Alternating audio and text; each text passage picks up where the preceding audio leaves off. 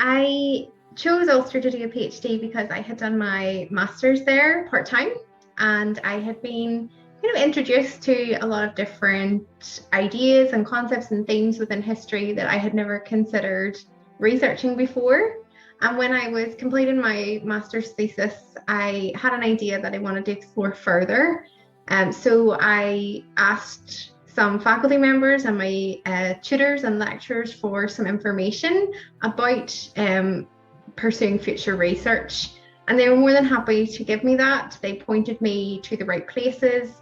They supported me to access that information because I didn't really know anything about a PhD before. So for me, I didn't really know that was an option until they said that it possibly could be. I also then worried because of cost. So I chose Ulster because there was the option to obtain a scholarship, which meant that I would be funded and I could do my research essentially as my job. There's also a lot of expertise available. I'm researching an aspect of medical history. So for me, having access to medical historians and social historians in particular has been so valuable to the learning that I did at Masters and the reason why I chose Ulster, but also through my PhD journey generally. But also the mix of faculty where you can get kind of critical feedback from others who perhaps aren't in your field of research or maybe don't necessarily agree with your approach is so vital. And there's a really close-knit faculty at Ulster in my school. So I really chose Ulster based on that mixture of factors. An explanation of how I was funded is I have a Department for the Economy studentship, which is 3 years of funding if you're full-time, and where your tuition fees are covered, and you also get what's known as a monthly stipend. So essentially, if you're doing full-time like me, this would be your full-time job. So you get your cost of living covered as well as your tuition fees. And you also get a small budget every year for some research expenditures. So for example, I've used mine for archive visits or accessing archival materials digitally that have a cost, and also to cover some fees for conferences, things like that. So you have that there as well to kind of help you with your personal development through your PhD journey. A PhD is, I describe it as intense, but in a good way. I really love my research and I love what I do. There is no structure. And I think that's the main difference, is that in this, you are self-motivating and you are creating your own schedule. There are milestones that you have to meet, and there is excellent support, and you will have meetings with your supervisors and things like that. But for the most part, you're in charge because it's you that's doing the research.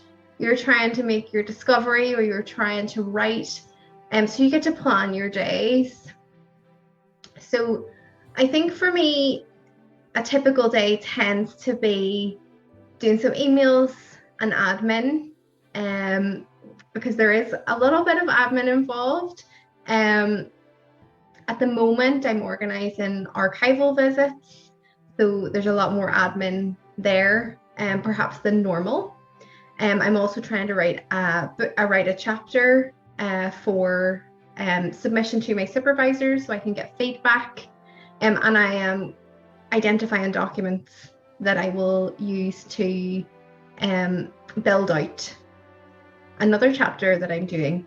But as well as that, there's also the personal development work that you undertake, particularly if you want to work perhaps in academia in future like I do. So I am attending a conference this month to present a paper, so I need to write that. And I also have a book review that I'm submitting, so I need to edit that now that it's written. So these things as well kind of come up through the journey, things that you want to do to kind of develop outside of just the skills that you'll learn on your PhD.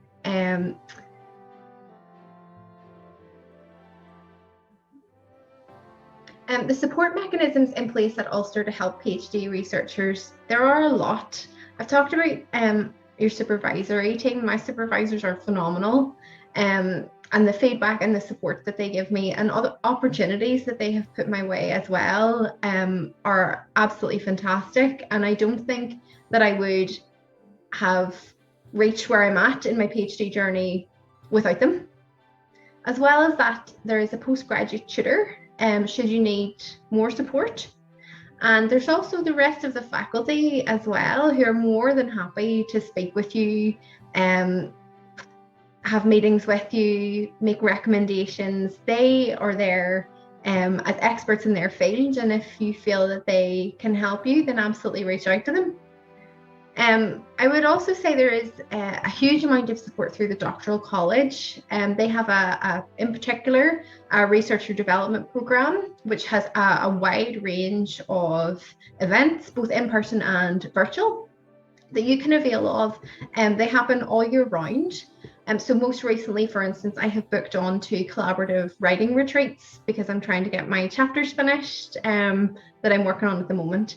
So the support that they offer really does help both your personal development, but also how you move forward within your PhD journey to learn skills or improve skills.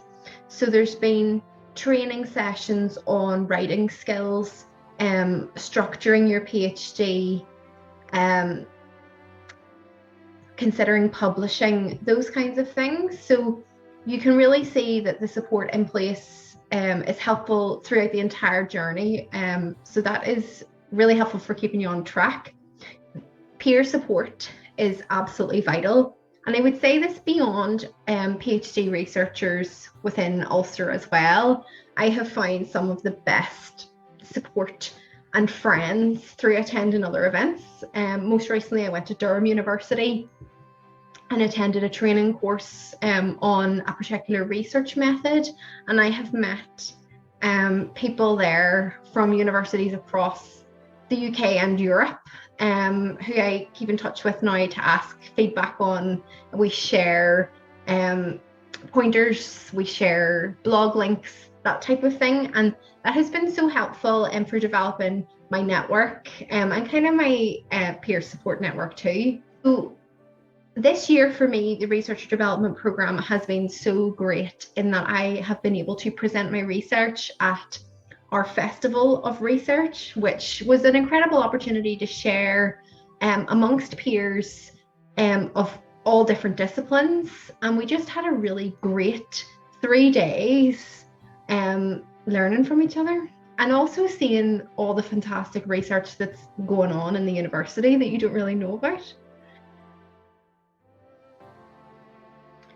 Other opportunities I have availed of as a PhD researcher at Ulster, like I mentioned, the Festival of PhD Research, where I was able to present a paper. I have also undertaken my first steps in teaching qualification, which means you become an accredited fellow with Advanced HE. And you undertake teaching practice as well. So I had the opportunity to teach on a module for a full semester this year and obtain a qualification after that, which was just completely invaluable experience. And it's one of my favorite things that I have ever done.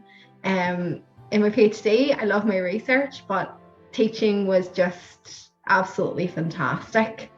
I really learned a lot during those 12 weeks. I've also had the opportunity to attend several conferences digitally, and I have also conferences in person coming up this year. In person, one's a European conference, which will take place in Brussels. Similarly, research visits, I have undertaken and I'm about to go on more research visits to archives. So these are across the UK and Ireland. And for me, this has just been an opportunity that I would never have had if I didn't have my studentship and obviously my PhD place at Ulster. More than that, you have access to just great academic expertise. And we have excellent facilities at Ulster. I mean, in the history department, we have a little medical history library, and we have the Chomi Centre as well. And we have such a variation of expertise relating to different fields of history within the department. So from that perspective, I've been able to obtain significant opportunities to develop as an academic and as a person. Through the sharing of opportunities or the recommendations to join certain networks or historical societies, I have been able to present at public history events.